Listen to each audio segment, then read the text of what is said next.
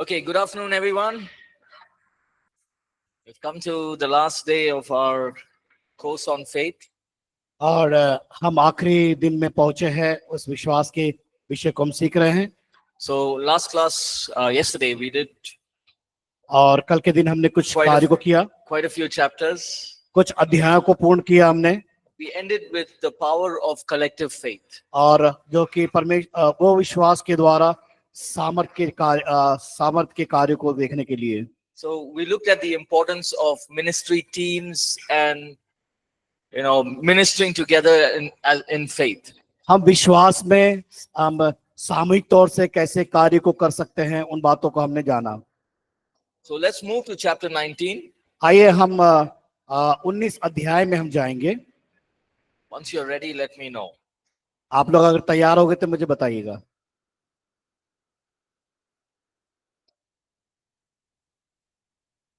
सब तैयार हो गए? You ready? Finish talking? बातचीत बंद हो गया आपका? Okay. Chapter 19. 19 अध्याय। 3 aspects we're going to look at. और वहां पर हम 3 बातों को हम देखने पाएंगे। Joy, आनंद, resilience, और विश्वास, and rest of और faith. उसमें विश्वास, आनंद और लचीलापन और विश्राम को देखने पाएंगे। Firstly, let's look at joy. सबसे पहले हम आनंद को देखने पाएंगे। What is the difference between joy and happiness? और आनंद और खुशी में क्या अंतर है? Happiness lasts only for a moment. और जो खुशी जो आखिरी क्षण में हमें लेके आती है। And happiness is something that we can experience for some time, but when the situation changes, happiness goes away.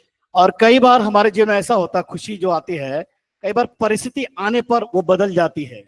So, for example, you're sitting on the beach.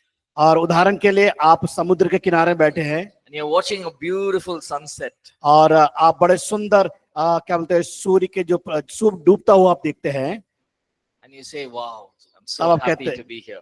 तब क्या कहते हैं, बड़ा आनंद करते हैं, वाह कितना अच्छा लग रहा है यहाँ पर, So quiet, बड़ा शांत, so peaceful, शांति, so beautiful.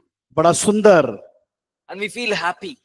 और उस समय हम खुशी को भी महसूस करते But हैं। once we go back to the city, जब हम शहर को छोड़ के चले जाते हैं, the road is not good, road अच्छा नहीं है, traffic is there, वहां पर देखते बड़ी भीड़ को देखने too पाते many हैं, problems in the workplace, और काम जहाँ कर रहे हैं वहां बहुत समस्या too many challenges, और बहुत चुनौतियां, and happiness goes away. और वहां से खुशी चले जाती है। But joy is something that is with us in the good times and in the bad times. आनंद वो है हमारे अच्छे समय में और बुरे समय भी पाई जाती है।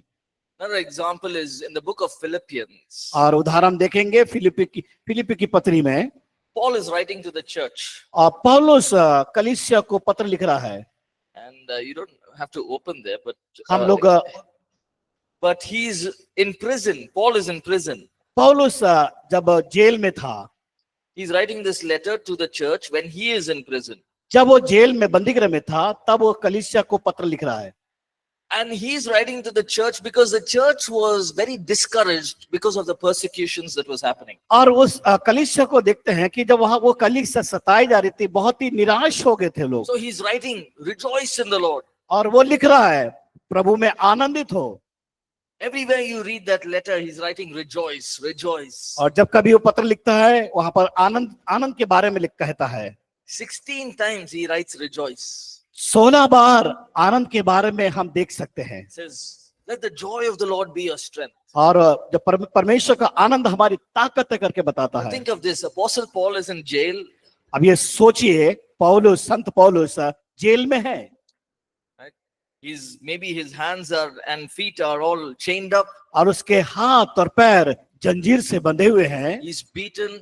और वो मारा गया, उसको मार पड़ी। He is writing and saying, don't feel sad, don't worry.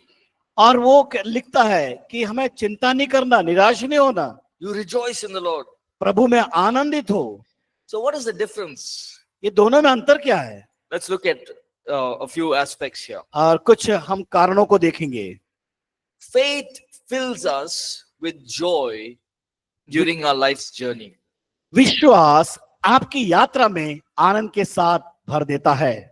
In this journey of life, we will have ups and downs. हमारे जीवन में जब हम यात्रा करते हैं, उतार चढ़ाव आते हैं, Faith fills us with joy. लेकिन विश्वास आनंद के साथ हमारे अंदर भर देता है। Let's read Romans 15:13. रोमी की पत्री उसका 15 अध्याय 13 पद में पढ़ते हैं। Now may the God of hope fill you with all joy and peace in believing, that you may abound in hope by the power of the Holy Spirit. परमेश्वर जो आशा का दाता है तुम्हें विश्वास करने में सब प्रकार के आनंद और शांति से परिपूर्ण करे, कि पवित्र आत्मा की सामर्थ से तुम्हारी आशा बढ़ती जाए। Now may the God of hope fill you with all joy. परमेश्वर जो आशा का दाता है, सब प्रकार के आनंद से वो भरे, परिपूर्ण करे। When we are filled with joy, जब हम आनंद से भरते हैं we abound in hope और हम आशा में हम बढ़ते हैं in the power of the Holy Spirit. पवित्र आत्मा की सामर्थ के द्वारा। So we can pray, हमें उससे प्रार्थना करना है, Lord, this situation is very difficult. परमेश्वर प्रभु हमारी परिस्थिति बदली हुई है, It's very challenging, बहुत चुनौती भरा हुआ है, but I will be joyful लेकिन मैं इसमें आनंदित होता हूँ, because the joy of the Lord is my strength. क्योंकि परमेश्वर का आनंद मेरी ताकत है। So sometimes because of the situation, our joy goes away. कई बार परिस्थितियां ऐसी आ जाती है जिसके कारण हमारे अंदर से आनंद चला जाता है, But we must tell ourselves, लेकिन हम अपने आप से कहे, no, the joy of the Lord will be my strength. परमेश्वर का आनंद मेरी ताकत है। Second aspect is resilience. और दूसरा जो कारण है विश्वास का लचीलापन। Yesterday we talked about determination. और हमने उस विश्वास की चुनौती के बारे में हमने देखा। It's the same meaning. Resilience means determination. और उसका सही एक मिलता जुलता अर्थ है लचीलापन। It means to stand strong during difficult times. और हमें परिस्थितियों की समस्या के बीच में मजबूती के साथ खड़ा होना, To stand strong even when we don't see the answers. और हमें मजबूती से के साथ खड़े होना जहां हमें उत्तर भी नहीं मिल पा रहा हो, To stand strong during persecutions and challenges. और सतावट के बीच में, चुनौतियों के बीच में भी हमें मजबूती के साथ खड़ा होना, To be resilient in faith. हमारे विश्वास का लचीलापन। We talked about, in the Old Testament, पुराने नियम में हमने बात किया उस विषय पर, there were so many people who walked in such great faith. और बहुत से लोग जो विश्वास के महान विश्वास में लोग चले, Abraham, Abraham, Joseph, Yusuf, David, Daud, Daniel, Daniyal, many of them. बहुत से ऐसे लोग। But how were they able to be successful in what God called them to do? कैसे वो अपने जीवन में परमेश्वर की बुलाहट के अनुसार सफलता को उन्होंने पाए? Through resilience. विश्वास का लचीलापन के द्वारा। Everyone know the story of Nehemiah? आप नेहमिया के कहानी को जानते हैं? Have you read the story of Nehemiah? Nehemiah की कहानी को आपने पढ़े हैं? It's either yes or no. हाँ नहीं, हाँ या नहीं में उत्तर दे। Yes? Okay, most of us doesn't look like you've read it, but let me just give this example. मैं आपको उदाहरण देता, कई लोग उसका प्रत्युत्तर नहीं कर पा रहे, लेकिन मैं यहाँ आपको बताना चाहता हूँ। Nehemiah is taken captive by the Assyrians. He is taken captive by the Assyrians. हाँ, जब वो असीरों के जो बंधुआई में जब थे, And Nehemiah hears about the walls of Jerusalem and the gates are burned down. और उसने सुना कि यरूशलेम की पूरी दीवार जो टूटी हुई है, गिरी हुई है। So God put the burden in his heart परमेश्वर ने उसके अंदर उसके हृदय में बोझ दिया to go and build the walls of Jerusalem and rebuild the gates. कि जाकर यरूशलेम की दीवार पुनर्निर्माण उस यरूशलेम का करे। And God provided everything for him. परमेश्वर ने सारा चीज का प्रबंध करके दिया उसे, Unusual favor was upon him. और उसके लिए असंभव था सब कुछ। So the king said, okay, go build. What do you want? You go. और राजा ने लिख के दिया, तुझे जो कुछ चाहिए उसको निर्माण करने के लिए सब लिख के दे You want दिया। the paperwork? उसने पत्र में लिखा, I'll give it to you. उसने लिख दे दिया उसे। You want the materials? अगर आपको किसी प्रकार की सामग्री चाहिए, I will give it to you. Okay, मैं तुम्हें देता हूँ। Now, Nehemiah had everything with him, नेहम्याह के पास सब कुछ था, but he needed people to come together to rebuild the wall. लेकिन उसे लोगों की आवश्यकता थी उस नगर का पुनर्निर्माण करने के लिए। There are two problems now. लेकिन वहां दो समस्या थी। First problem is he had enemies who said you can never build the wall. और एक तरफ देखते हैं, शत्रु लोग, उसके दुश्मन लोग कह रहे हैं कि तू कभी भी इस शहरपनाह को या दीवार को बना नहीं सकता। I will not allow it to happen. We will destroy even if you try to अगर build it. तुम बनाने की कोशिश करेंगे, हम उसको तोड़ देंगे, गिरा देंगे। Second problem was he didn't have enough people to build a wall. दूसरी उसके पास समस्या थी कि उसके पास इतने सारे लोग नहीं थे कि उस काम को पूरा कर सके। He didn't have skilled people to build the wall. और उनके पास ऐसे कौशल प्राप्त के व्यक्ति लोग नहीं थे। So if we read the story, in between there were so many challenges. जब हम वचन को जब पढ़ते हैं, वहां पर देखते हैं नेहम्याह के जीवन में बहुत सारी चुनौतियां का सामना उसने किया To build the wall, उस दीवार को बनाने के लिए। there were disagreements and arguments between each other as well. आपस में वाद विवाद और सहमति नहीं होना। But in every season, every stage of building the wall, जब उस दीवार को बनाने के समय पर Nehemiah did not lose the focus. He was resilient. उसने कभी भी अपना लक्ष्य को नहीं खोया, He was determined. और उसने उस लचीलेपन, विश्वास का लचीलेपन में नहीं आया। He was focused. उसने लक्ष्य को धारण किया। And everywhere in the book of Nehemiah, और नेहम्याह की हम पुस्तक को जब पढ़ते इसमें देखते हैं, we see that he says, the God of heaven will give us success. और वो कहता है कि हमारे स्वर्ग का परमेश्वर हमारी सफलता The करेगा, God of heaven will fight for us. और स्वर्ग का परमेश्वर हमारी लड़ाई को लड़ेगा। And we can take the same way. और इसी प्रकार हम जिस प्रकार नेहम्याह ने किया उसको हम अपनाएं। Will there be people who will stand against us? जिस समय लोग हमारे विरुद्ध में खड़े होते हैं, Persecution will be there. वहां पर सतावट है, We stand with resilience. और हम बड़े विश्वास का लचीलेपन में खड़े हों। So first one was joy. पहला जो है आनंद। The enemy can come to steal this joy away from us. और शत्रु क्या करता है, हमारे अंदर से आनंद चुराने का प्रयास करता We है। must be careful. हमें सावधान Second one बरतना है। is resilience. दूसरा है विश्वास का लचीलापन, Third one is the rest of faith. और तीसरी जो बात है विश्वास का विश्राम। See, we've been talking about faith without action is dead. और हमने बाइबल में पढ़ा विश्वास कर्म बिना मरा हुआ है। I have faith in something and I don't do anything about it, it's of no use. और अगर आप उसको नहीं करते हैं वो किसी काम का नहीं है। But now we're reading here, we're seeing the rest of faith. और यहाँ पर हम पढ़ रहे हैं विश्वास का विश्राम। So faith works, विश्वास काम करता है, but faith also rests. और साथ में विश्वास विश्राम भी करता है। That means what?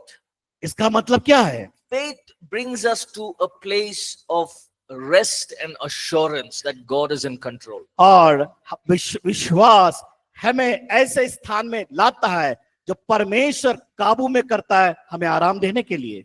See, in the natural, in our physical bodies, हमारे शारीरिक हम शरीर में जब देखते हैं we need to rest. हमें आराम करने की आवश्यकता है। Yes? हाँ नहीं, Rest is important. आराम बहुत जरूरी है। Not just physical rest, but rest in the mind also. और केवल शारीरिक आराम नहीं बल्कि मन में भी हमें आराम चाहिए। For me, that's very difficult. ये मेरे लिए बहुत कठिन है। I'm not used to that. मैं इसको इस्तेमाल नहीं कर पाता। And sometimes, even if we are on holiday, my mind will be thinking about many things. और अगर छुट्टी का समय भी है तो मेरा मन बहुत सी बातों को सोचता है। Thinking about, which recording has to happen, when I'm leading worship, where I'm preaching, when I'm traveling, all these मैं thoughts. कब यात्रा करूंगा, कब प्रचार करूंगा और रिकॉर्डिंग किस प्रकार करूंगा, ये सब कुछ मैं सोचता रहता But I हूँ। have to tell myself, लेकिन मैं जब अपने आप में कहता हूँ rest your mind. मन आराम करे, Because rest is putting faith in God. अगर हम विश्राम करेंगे तो हमारा विश्वास मजबूत होगा। So it shouldn't be only work केवल हम काम करते रहें, and no rest. अगर आराम नहीं करें, And it shouldn't be only rest अगर हम आराम करते रहें and no work. और काम नहीं करें, So we should learn to balance it. हम दोनों को बराबरी में लेके चले। Right? We should learn to balance our spiritual life. हमारे आत्माओं का संतुलन बना के रखें। Let's read this. Isaiah 28 and verse 16. आइए हम पढ़े यशायाह की पुस्तक 28 अध्याय का 16 पद। Therefore, thus says the Lord God, behold, I lay in Zion a stone for a foundation, a tried stone, a precious cornerstone, a sure foundation. Whoever believes will not act hastily. Whoever believes will not act hastily. That means what? इसका मतलब यहाँ क्या है? जो कोई विश्वास ना रखे। See, God gives us a vision, or we may have a vision, we have faith to walk in that vision. परमेश्वर हमको दर्शन देता है, हमारे पास दर्शन है और परमेश्वर चाहता है कि हम उस दर्शन की ओर बढ़े। But sometimes we are too much in a hurry. कई बार हम जल्दबाज हो जाते हैं, We'll take one immediate step first. हम केवल जल्दी से कदम बढ़ा लेते हैं। God has not told us to take a step, but we may take a step. और परमेश्वर ने हमें नहीं बताता कि जल्दी कदम बढ़ाना है, बल्कि हमको कदम बढ़ाना है। There's a saying, it's called the donkey and the horse syndrome. The donkey and the horse attitude. यहाँ हम देखते हैं गधा और घोड़े का व्यवहार। Let me explain this, okay? मैं उसको मैं एक्सप्लेन करना चाहता हूँ। It's there in the book of Proverbs. वो नीति वचन में पाया जाता है। What does the donkey do? गधा क्या करता है? Sometimes you keep hitting the donkey, it won't go only. कई बार उसको पिटाई करो, वो वहीं खड़ा रहता है, नहीं जाता है। Donkey is sitting there only. और वो गधा वहीं बैठ जाता है। Go fast. उससे बोलो जल्दी चलो, It won't go, it won't move वो sometimes. कई बार देखते हैं कि वो हिलता ही नहीं जगह से। Then you have the horse. अब घोड़े को देखिए हम, You try to tell it, don't go, it will keep going. अगर घोड़े से कहें कि मत जाओ आगे, वो बिल्कुल चलना शुरू करेगा। Right? That's why they have for the horse, they have something to control the horse. और आपको मालूम है घोड़े को काबू करने के लिए उसके मुंह में क्या लगाते हैं? लगाम को लगाते हैं। Yeah. Yes, So you understood this? You have the donkey which doesn't move at all. गधा कभी आगे बढ़ना नहीं चाहता You have the horse which is ready to run. और घोड़ा वो हमेशा भागना चाहता So है। we must not be like the donkey nor like the horse. हम ना गधा बने ना घोड़ा बनने का प्रयास करें। Learn to hear from God in the right time, take the step. हम परमेश्वर के द्वारा सही समय को प्राप्त करना सीखे। See these verses, Isaiah 30 and verse 15, यशायाह की पुस्तक 30 अध्याय का 15 पद, talking about rest. यहाँ पर विश्राम के बारे में, आराम करने के बारे में बताया गया है।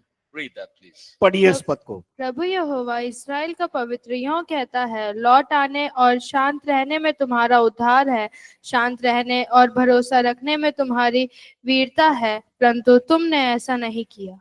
See, when the prophet Isaiah is writing, the people of Israel were in captivity. यहाँ पर यशायाह भविष्यवक्ता इस्राएलियों के बारे में लिखता है जब वो बंधुआई में थे। So they were not in Jerusalem. वो यरूशलेम में नहीं थे They were under the Assyrian, the Babylonian government. और वो बेबीलोन के सरकार के अधीन में थे। They were oppressed. वो बिल्कुल बंधे हुए थे। They didn't have their own houses. उनके पास खुद का घर नहीं था, They didn't have their own land. उनके पास खुद की जमीन नहीं They थी didn't have any good work of their own. और उनके पास खुद का कोई अच्छा काम नहीं था। So they're living in this kind of atmosphere. और ऐसे अवस्था में उनका जीवन था और रह रहे थे।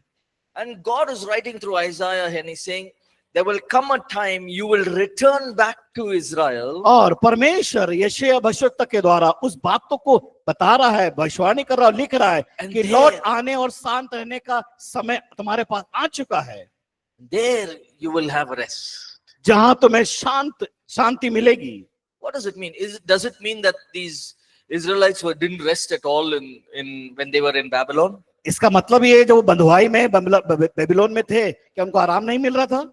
They had physical rest, हाँ, उनको शारीरिक आराम मिल रहा था, but not rest in the body, soul, and spirit. लेकिन उनको शरीर और आत्मा प्राण में उनको आराम नहीं मिल रहा था। They were living in fear. वो लोग डर में जीवन व्यतीत कर रहे थे। Look at this verse again, Psalms 46 and verse 10. और भजन संहिता 46 उसका 10 को हम पढ़ेंगे। Be still and know that I am God. I will be exalted among the nation. I will be exalted in the earth. Yeah. The Psalms, the writer is saying, be still and know that I am God. भजनकार कहता है, चुप हो जाओ और जान लो कि मैं परमेश्वर हूँ। Everyone say, be still. कहे चुप हो जाओ, जोर के बोले चुप हो जाओ। No. So is there another word for still? Not quiet, but still, to stay in one place. शांत होने के बारे में, लेकिन चुप रहने के बारे में बताता है। Is there another word for that? Sorry? Still. Is that right? Yeah. So be still. Not don't talk. वो But यहाँ पर बात करने के लिए बारे में नहीं बता रहा है। he's saying, let your soul be still. आपका आत्मा वहां पर चुप रहने पाए, शांत रहने पाए। Right? He's saying, be still and know that I am God. और तुम चुप रहो, जान लो कि मैं परमेश्वर हूँ। Don't look at all the things that are happening. Don't look at all the circumstances. हमारे चारों ओर जो समस्या को, चुनौतियों को, Don't look at the enemy. हम शत्रु को ना देखे Don't look at who is bringing you down. और हम उनको ना देखे कौन हमें नीचे गिरा रहा है। Be still हम वहां खड़े रहे and know that I am God. और परमेश्वर को जाने कि वो कौन है। So these three aspects. What's the first one? The ये joy of faith. तीन बातें, आनंद। Right? The Prabhu- devil wants to steal our joy away. We got to be careful. आपके अंदर से शैतान आनंद को नहीं चुराना है। 2. What is the second one? The resilience, the determination of faith. दूसरा जो है विश्वास का लचीलापन। And thirdly, the rest of faith. तीसरा जो विश्वास का विश्राम। So we must learn and develop in these three areas. और हम सीखे और हम अपने जीवन में इसको बढ़ोतरी को लाने के लिए प्रयास करें। Okay, let's get to chapter 20. अब 20वें अध्याय में आएंगे। What are the enemies of strong faith? We talked a little bit about this. मजबूत विश्वास के शत्रु, इसके बारे में हमने कुछ बातें किया। What are the things that can cripple us or make us feel weak Oh. and make our faith ineffective? कौन सी ऐसी बातें जो हमें विश्वास में अपंग और कमजोर बनाती है? See, Satan and his demons, शैतान और उसके दुष्टात्माएं, their main goal is to weaken us. और वो क्या कमजोरी को ढूंढता है And they do it through many different ways. और वो कई तरीकों से वो कार्य करता है। Now, let's look at what are some of the enemies to strong faith. और कैसे हम मजबूत विश्वास के शत्रु हो सकते हैं। First point, पहला, lack of knowledge of God's word. परमेश्वर के वचन के ज्ञान की कमी होने के कारण शत्रु हम पर प्रहार करता है। See, the first point itself is God's word. पहला जो है परमेश्वर का वचन। If we don't know God's word, अगर हम परमेश्वर के वचन को नहीं जानते if we don't understand our identity in Christ, और हम मसीह में अपने आप को हम समझ नहीं पाते, if we don't understand the authority that God has given us, परमेश्वर ने यीशु मसीह में जो अधिकार को दिया उसको समझ नहीं पाते, if we don't understand what we are as God's children, और हम इस बात को समझ पाते कि हम परमेश्वर में हम कौन हैं, if we don't know the promises of God, हम परमेश्वर के हो सकता है परमेश्वर के उस प्रतिज्ञा को नहीं जान पा रहे, Promises of the past, promises of the present, and promises of the future. हम देखते हैं कि परमेश्वर की प्रतिज्ञा उस भूतकाल में, परमेश्वर की प्रतिज्ञा वर्तमान में, और परमेश्वर की प्रतिज्ञा वो भविष्य काल में। If we don't know this, अगर हम उसको नहीं जानते हैं, the devil will play around with us. और शैतान हमारे चारों ओर खेल खेलेगा, And we will easily fall into his trap. और हम आसानी से उसके कब्जे में आ जाएंगे, Because there are no weapons that we can use. क्योंकि हमारे पास वो हथियार नहीं कि उसके लिए हम इस्तेमाल कर सके। We are trying to fight the devil with our own strength. कई बार शैतान से हम अपनी ताकत से लड़ने का प्रयास करते हैं, And 9 out of 10 times we will fail. और 10 में से 9 बार हम गिर जाते हैं। But when लेकिन we know the word of God, परमेश्वर के वचन को जाने, we will be able to counter attack the works of the devil. और हम शैतान के उस शक्तियों का सामना करें उसे कमजोर करने के लिए। Right? So grow in the word of God. परमेश्वर के वचन में बढ़े। 2, failure to understand who we are in Christ and what it means to be a new creation. और ये समझने में असफल हो जाते कि मसीह में कौन है और मसीह में हम एक नई सृष्टि होने का क्या अर्थ है। What is our identity? हमारी पहचान क्या है? I'm a child of God. मैं परमेश्वर का संतान हूँ, I'm a heir of Christ. I'm an heir of Christ, co-heir with Christ. मैं उसका मसीह परमेश्वर का सहकर्मी हूँ, I am seated with him in heavenly places. और मैं उस स्वर्गीय स्थान में बैठाया गया हूँ, I'm the righteousness of God. और परमेश्वर की धार्मिकता में, I've been justified by the cross. और उसको क्रूस के ऊपर न्याय के रूप में। If we don't understand who we are, अगर हम अपने आप को समझ नहीं पाते, then we will never be able to walk in the identity that Christ has given us. कभी भी हम उस मसीह के पहचान में हम चल नहीं पाएंगे। Let me share this little story. मैं एक घटना को बताना चाहता हूँ। There was a little slum boy. और एक जो झोपड़पट्टी में रहने वाला एक बच्चा, One day, one rich man was driving about. और एक बार एक अमीर आदमी वो गाड़ी चलाकर वहां से जा रहा था। He didn't have any children. उसके पास कोई संतान नहीं थे। So he looked at that little boy उसने उस छोटे बच्चे को देखा, and he decided, okay, I'm going to adopt this boy. और उसने सोचा, उसने योजना बनाया कि इस बच्चे को मैं गोद ले लूं। So he took that little boy home. और उसने उस बच्चे को अपने घर ले गया। His home was a big palace. और उसका घर बड़ा महल जैसा था। Now what's happening now? अभी यहाँ पर क्या होता है? He was a slum boy. वो एक झोपड़पट्टी में रहने वाला बच्चा, Now in one day his identity is changed. और उसके एक दिन में उसकी पहचान बदल गई। Now he's become the son of a rich man. अभी वो धनी व्यक्ति का बच्चा बन गया हो। Now he cannot go back and behave like a slum boy. अभी यहाँ पर वो उस जब झोपड़पट्टी में रहकर वो जो इसका व्यवहार था, अब वो उसका व्यवहार यहाँ वो नहीं कर सकता। He needs to change. अब उसको अपने आप को बदलना है। He needs to change his thinking, saying, "Hey, now I'm not in the slum. I'm in the palace. I need to learn." अभी इसको सोचना, मैं झोपड़ी में रहने वाला व्यक्ति, अभी मैं महल में, उसको सोच को बदलना है। He can't grab the food and start eating it like how he used to do in the slum. और जिस प्रकार झोपड़ी में रहकर वो खाना खाता था, इस प्रकार उसको यहाँ पर वहां ऐसा नहीं कर सकता वो। He's not dressing up with torn clothes and walking bare feet everywhere. अब जहाँ कहीं वो जा रहा है, गंदे कपड़े पहन के तो नहीं जाएगा वो। Now everything has changed. अभी सब कुछ बदल गया है। His identity has changed. उसकी पहचान बदल गई है। Now it is the slum boy's choice if he wants to go back to the slum. अब ये झोपड़ी में रहने वाला व्यक्ति जो महल में आ गया, अब इसको सोचना है कि मुझे क्या वापस वहां जाना है। What would anyone do? They'll say, "No, I don't want to go back there." हम में से हम क्या करेंगे?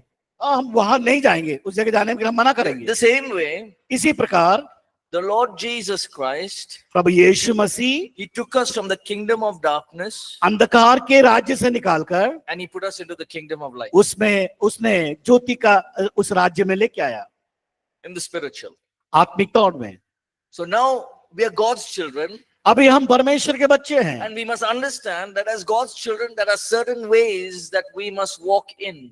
और हमें परमेश्वर के संतान होने के कारण हमें ये समझना है हमें कैसे चलना है। We must understand we are a new creation. अब हम एक नई सृष्टि हो गए हैं। We are not old. The old things have passed away. पुरानी बातें सब बीत गई है। all things become new. अभी सारी बातें, पुरानी बातें बदल गई, अब मसीह में सब कुछ नई हो गई। So if there are temptations coming, और हमारे अंदर वो सब परीक्षाएं आती है, you say, God, Prabhu I know I am your child. मैं जानता हूं कि मैं आपका बच्चा हूं, So give me the strength मुझे सामर्थ दीजिए to overcome these temptations. ताकि इस समस्या से बाहर निकल सकूं। To give me the strength मुझे सामर्थ दीजिए because I am your child. क्योंकि मैं आपका बच्चा हूं। Right? Thirdly, तीसरा, failure to understand righteousness. धार्मिकता को समझने में असफलता। Everyone know what's dharmikta? Right? Righteous, right standing before God. सही स्थान, सही जो परमेश्वर का स्थान है वहां खड़े होना। And if you notice in Ephesians chapter 6, in अगर- the armor of God, अगर आप यफिसी की पत्री 6 अध्याय उसमें जो आत्मिक हथियार के बारे में देखेंगे, it is the breastplate of righteousness. और वो वहां पर धार्मिकता का झिलम के बारे में बताता है, It protects the chest, the organs, the heart. और जो कि वो झिलम जो सुरक्षा देता है, हृदय की और छाती की सुरक्षा करता है। This is the main part. और ये मुख्य भाग है। After the head, सिर के बाद this is your main part. ये मुख्य हमारा शरीर का भाग है। And we put on the breastplate of righteousness. इसलिए धार्मिकता की झिलम हमें पहनना है। So the devil is trying to attack and say, you are a sinner. और शैतान हम पर प्रहार करके कहेगा तू पापी है। He will make a list of all the wrong things that you have done. हाँ, वो एक सूची बना देगा जो जो आपने गलत किया है, सूची बना के देगा। He'll make a list. वो सूची बनाएगा। Even from last 2 years back list also he can bring out. हाँ, 2 साल पहले का भी वो सूची बनाकर गलती का वो सब बना के दे देगा आपके सामने। 10 years back also he'll write the list. 10 What साल all- पुरानी बातों को भी सूची में तैयार कर लेगा। That is Satan's job. ये शैतान का काम है। He's the accuser of the brethren. और वो हमारे भाइयों का विरोध में खड़ा करता है। You are like this. तूने ये काम किया, You are a sinner. तू पापी है, How can you pray? तू कैसे प्रार्थना कर सकता How can है, you read the word of God? कैसे परमेश्वर के वचन को God will पढ़ेगा। never answer your prayers. परमेश्वर तेरी प्रार्थना का उत्तर नहीं After देगा। all the sin you did, you think God will listen to you? क्या तूने इतने सारे पाप किए, क्या परमेश्वर तेरी सुनेगा? Accusing. उसको हम That's तिरस्कार why your करें। family is like this. That's why your family is like this. और इसी प्रकार, इसीलिए तो आपके परिवार भी ऐसी हैं। That's why you're never successful. इसलिए आपके जो पड़ोसी है वो सक्सेस नहीं है, Now, सफल नहीं है, he will keep accusing. और हमेशा आपके ऊपर वो दोष लगाता रहेगा। But we must understand that we are the righteousness of लेकिन God. इस बात को याद रखना, परमेश्वर ने हमें धर्मी ठहराया है। So what must we say? हमें क्या कहना है Say, you devil, कि शैतान, I have the breastplate of righteousness. मैंने धार्मिकता का झिलम को पहना है। Yes, I've made all those mistakes. हाँ, मैंने जरूर ये गलतियां की हैं, But it's all washed by the blood of लेकिन Jesus. सब कुछ यीशु के लहू के द्वारा धो दिया गया है। And right now, इसी वक्त I am standing righteous in the presence of और God. मैं परमेश्वर के उपस्थिति में धर्मी बनकर खड़ा हूँ। So we can tell the devil, it's not me. और शैतान से कह सकते हैं ये मेरा नहीं है, It's not my strength. ये मेरी ताकत नहीं है, I'm a failure. मैं असफल हूँ। I may have failed in many areas in my life. मैं हो सकता है मेरे जीवन के कई क्षेत्रों में मैं हार चुका हूँ But होगा, everything is under the blood of Jesus. लेकिन सब कुछ यीशु के लहू के अधीनता में। That moment the devil will flee from you. उस क्षण ही शैतान वहां से चला जाएगा। But when we don't understand, लेकिन जब हम समझ नहीं पाएंगे, then we'll start hitting our head. और वो हमारे दिमाग में, हमारे माथे पर वो आकर चढ़ाई करेगा, And it becomes oppression, fear, doubt, everything will come. और हमारे क्या मानसिक तनाव आएगा, चिंता आएगा, शंकाएं आ जाएगी। Next point. अगला जो बिंदु, Failure to understand our right to use the name of Jesus. और यीशु के नाम का उपयोग करने के लिए हमारे अधिकार को समझने में असफलता। We talked about this, the use of the name of Jesus. और हमने इस विषय पर बात कर लिया, यीशु के यीशु का नाम अधिकार, उस अधिकार को लेने के लिए। The name of Jesus is not a formula. That's what we learned, right? हमने Yesterday. इस प्रकार सीखा कि यीशु मसीह का नाम कोई फार्मूला नहीं है, We use the name. उसका नाम लेना है, The name of Jesus. यीशु का नाम। And there is authority in that name. उसके नाम में अधिकार है। So, for example, उदाहरण के लिए, I have to meet. Example, you have to meet the Prime Minister of India. उदाहरण के लिए अगर आप इस देश के प्रधानमंत्री से मिलना चाहते हैं You can't just go to his house and meत him. और आप उसके घर में यूं ही नहीं चल जाएंगे उससे But if मिलने you के know a लिए। minister, लेकिन अगर कोई मंत्रियों को आप जानते हैं so you get a letter from them. और उस मंत्रियों से आप एक पत्र को लिखवाते या प्राप्त करते हैं मिलने के लिए, And this minister says, you go and show this letter, the Prime Minister will meet you. Okay, ये पत्र को वहां ऑफिस में उनका दिखाना ताकि आप प्रधानमंत्री से मिल सके।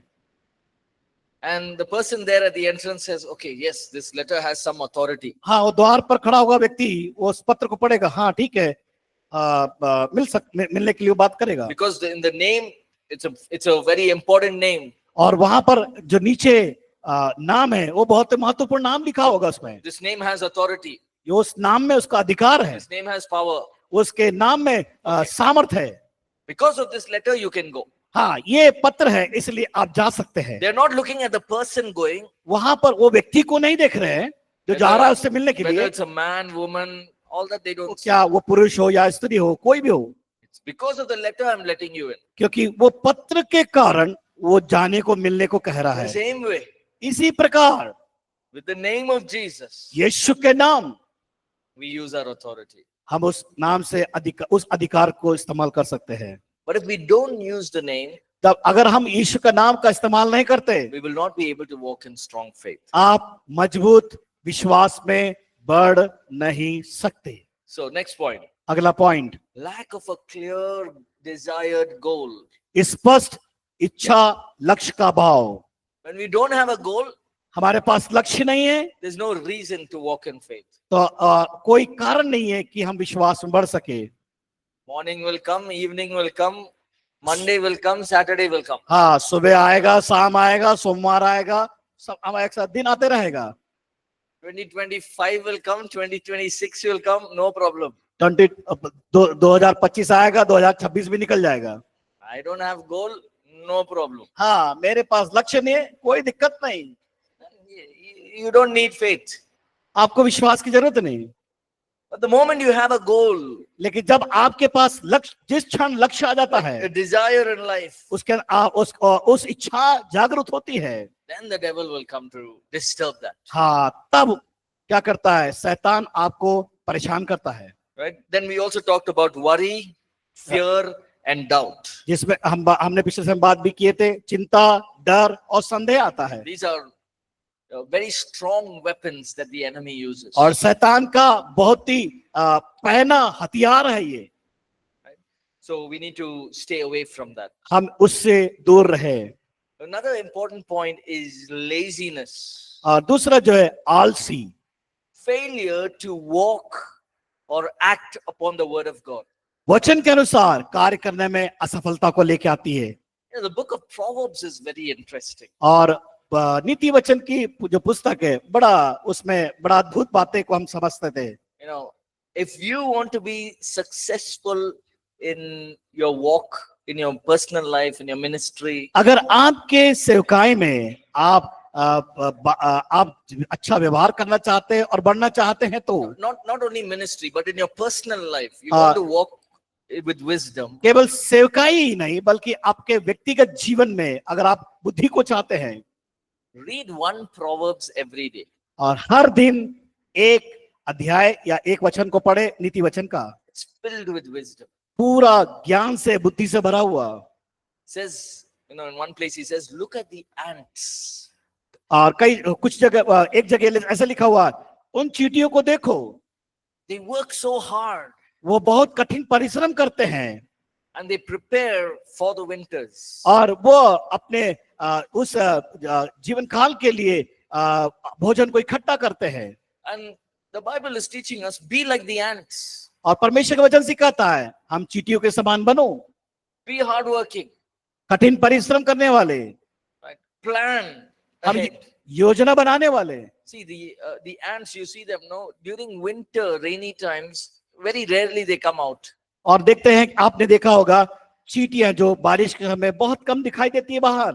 So what they do is during the summer season, they do all the hard work. और देखते हैं कि बारिश होने के पहले ये चींटियां सब मिलकर कठिन मेहनत करते हैं Right? They work together as a team and they store up their food for the entire winter. और वो अपने समूह के साथ मिलकर इकट्ठा होकर काम करते हैं और वो भोजन को इकट्ठा एक जगह रखते हैं They plan ahead. वो उनके दिमाग में या उनके सिर में उस योजना को बना लेते हैं And they work towards that plan. और वो काम सफल होता है उनके लिए The book of Proverbs says laziness brings an empty bowl. और जो आलसीपना वो खाली बर्तन को दर्शाता है Another place it says laziness will bring you disrespect. और जो आलसीपना अनादर को भी लेके आता है Another place it says laziness will bring you poverty.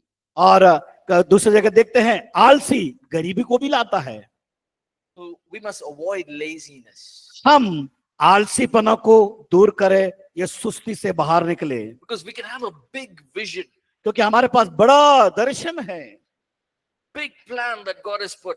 परमेश्वर ने हमें एक बड़ी योजना को दिया है But if we are lazy, we will not be able to fulfill that big plan. अगर हम आलसी बन जाएंगे सुस्त हो जाएंगे तो कुछ नहीं कर पाएंगे It's good to have big vision, big dreams ahead. हो सकता है हमारे पास बड़ा दर्शन होगा बड़ा लक्ष्य होगा But without hard work, it will not happen.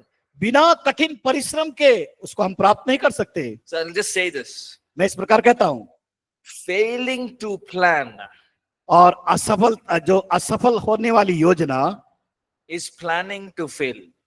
योजना बनाने से असफल होना Everyone understood it in Hindi? A little bit of Hindi, it. right? Failing to plan is planning to fail. और असफल होने की जो योजना है वो सफलता पाने की योजना को हम देख सकते हैं It's not easy to translate that. Yeah. That means what? If I don't plan, अगर मैं प्लान नहीं करूंगा then I'm planning my future to fail. और मैं अपनी भविष्य की योजना में असफल हो जाऊंगा Laziness can bring us down. आलसी और सुस्ती Next one, wrong motivation or wrong attitude. गलत प्रेरणा और गलत रवैया Many years ago, I was in Andhra Pradesh, और कुछ समय पहले मैं आंध्र प्रदेश में गया था and we were doing just a meeting there, couple of days. और मैंने वहां पर एक कुछ सभाएं थी उसमें शामिल हुआ And I met this pastor. I was with this pastor. और मैं वहां के एक पासवान के साथ था The pastor said, "You pray for me. People from, pray for this church. The church is not growing." और पास्टर ने कहा कि मेरे लिए प्रार्थना करें ये कलीसिया बढ़ नहीं पा रही I said, "Okay, we'll pray. Plan." I gave him some practical ideas how to build the church. और मैंने कुछ प्रायोगिक बातों को कहा उनसे बताया कि कैसे हम कलीसिया को बढ़ा सकते हैं But as I was talking to him, जब मैं बात कर रहा था I got to know something. और मैंने कुछ जानने का प्रयास किया This pastor, ये जो पासवान था he was a member of another church which was maybe 1 or 2 kilometers away. और लगभग 2 किलोमीटर दूर में वो उसका No, he was a believer in that. वो ये जो पासवान था लगभग 2 किलोमीटर दूर पे वो एक चर्च का विश्वासी था And he very faithfully served in that church. और उसने बड़े विश्वास योग्यता के साथ उस कलीसिया में सेवाओं को दिया He did the sound and setup, and he was, youth leader. और वो He did everything in the church. वहां पर यूथ का जवानों का वो अगुवा था और साउंड सिस्टम का सेवा करता था इस कलीसिया की सारी बातों को वो करने वाला व्यक्ति था He was like the right hand man of the pastor. और वो पास्टर का एकदम सीधा हाथ था बायां हाथ था But there was some misunderstanding, लेकिन वहां पर कुछ मतभेद आने के कारण and this young boy, in his anger, और ये जवान क्रोधित हुआ and he said, "I will start a church which will be better than your church." और उसने इस प्रकार कहा कि इससे अच्छा मैं एक कलीसिया का निर्माण कर सकता हूं So he left that church. और उसने कलीसिया को छोड़ा वहां से He went to another place. और वो दूसरी जगह में आया He took a few people from this church और also, उस कलीसिया से कुछ लोगों को साथ में लिया and he started the church in another और place. दूसरे जगह में उसने कलीसिया का आरंभ किया Starting was good. शुरुआती बड़ी अच्छी थी Few people started coming. कुछ लोग आना शुरू किए The church started slowly growing. और धीरे धीरे चर्च कलीसिया बढ़ रही थी And eventually, slowly, people started leaving the church. लेकिन बाद में क्या हुआ कि धीरे धीरे लोग छोड़ना शुरू कर दिए he was asking me, he was thinking why people are leaving. और Message वो- is good, worship is good, everything is good. उसने वो सोचने लगा यहाँ पर आराधना अच्छी हो रही है, वचन भी अच्छा हो रहा है, लेकिन कौन सी ऐसी बात है जो छोड़ के जा रहे हैं लोग। People will come, they'll stay for 2-3 months and they're going off. और लोग आते हैं, उधार पाते हैं, 2-3 महीने रुकते हैं, उसके बाद चले जाते हैं। Or people come, then few months they are here and then they go to another city. और 2-3 महीने कुछ विश्वासी लोग रहते हैं और वो लोग बाहर शहर में चले जाते हैं। All the outreach efforts are almost zero. और results. जितना भी सुसमाचार प्रचार का कार्य चल रहा था वहां पर शून्य हो गया। But when I got to know the background of his story, और जब मैंने उसके उस पीछे की कहानी को मैंने समझा, I told him the reason why the church is not growing मैंने उसको कारण बताया ये कलीसिया ना बढ़ने का, is because you have started this church with the wrong motivation. और मैंने उससे कहा तुमने गलत रवैये के कारण या गलत प्रेरणा के कारण तुमने इस कलीसिया को जो शुरू किया है। We should start a church so that we can get many people to come and believe in Jesus and make people grow in the Lord. और हमने जो कलीसिया शुरू की ताकि लोग आए, बढ़े, उन्नति पाए, कलीसिया बढ़े। But you have started the church so that this church grows and it becomes better than your pastors. क्योंकि आपने ये कलीसिया को प्रारंभ किया उस कलीसिया से अच्छा कलीसिया I बनाने said, के लिए। I have one solution for this. मैंने कहा एक इसका समाधान है। He said, tell me what is that solution? तो उन्होंने कहा कि समाधान को क्या है। The solution is you go to that pastor, मैंने समाधान बताया, आप उस पासवान के पास जाए, ask for forgiveness. उनसे क्षमा मांगे। No, but he did something wrong first. और वो कहने लगा उसने तो पहला गलती किया। That's okay. चलो ठीक है, Go and ask for forgiveness. लेकिन तुम जाओ और उससे क्षमा मांगो, Ask forgiveness from God. परमेश्वर से क्षमा मांगे Get your heart in the right place. और आपके हृदय को सही स्थान में लाएं। Right? Now, whether the pastor forgives you or not, that is secondary. But you go ask forgiveness. लेकिन ये दूसरी बात है कि वो पास्टर आपको क्षमा करे या ना करे, लेकिन आपका कर्तव्य है उनके पास जाकर क्षमा को मांगना। After you do that, come back here to your place, to your church. और उन ये काम को करने के बाद वापस अपने स्थान में आए और अपना काम शुरू करें। Have a vision for your church. आपके कलीसिया के लिए एक दर्शन को तैयार करें, Keep a clear heart. अपने हृदय को शुद्ध करें। So whether this church becomes better than that church or no, don't worry. आप उसके बारे में चिंता नहीं करना कि उससे अच्छी हमारी कलीसिया होगी करके, But you do the work of the Lord लेकिन आप परमेश्वर का काम शुरू करें with a pure heart. आपके शुद्ध हृदय के साथ। Now, very hesitatingly, he went and he बड़े apologized. बड़े बिल्कुल एकदम बड़े मुश्किल से वो अपने आप में सोचा किस प्रकार करना, लेकिन वो गया। Now, when I spoke to him, he said, I cried bitterly in front of pastor. और मैं जब उसके लिए प्रार्थना किया, वो आंसू से भरकर उसने अपने जीवन को समर्पित किया और प्रार्थना किया। He said, I was upset because I did everything for so many years and you never honored me only. और उसने कहा कि मैंने कई वर्षों तक वहां पर विश्वासियों के ताके से साथ मैंने काम किया, लेकिन मुझे सम्मान नहीं मिला। That's why I went and started my own church. इसलिए मैंने अपना खुद का कलीसिया का प्रारंभ He किया। asked for forgiveness. उसने जाके क्षमा मांगा He came back to his church और उस वापस अपने स्थान में आया and eventually he saw the church growing. और उसने अपनी आंखों से देखा कलीसिया को बढ़ते हुए। And eventually he also partnered with the other pastor and together they did good ministry. और फिर ये हुआ और बाद में वो पासवान के साथ सहकर्मी बनकर एक साथ मिलकर कलीसिया की स्थापना में आगे बढ़ा। Wrong motivation will lead us to the wrong path. गलत प्रेरणा आपको गलत रास्ते में लेके जा सकती है Wrong motivation will lead to wrong attitude. और गलत प्रेरणा में आप चलेंगे तो गलत रवैया भी आपके जीवन में आएगा। What was Judas's main intention? और यहूदा के मन में क्या था, उसका सोच क्या था If I can get some money. कि मुझे कुछ पैसा मिल जाए। It led to a wrong attitude. उसका गलत रवैया। Okay, we'll take a break, come back and we'll continue. हम ब्रेक के बाद फिर मिलेंगे।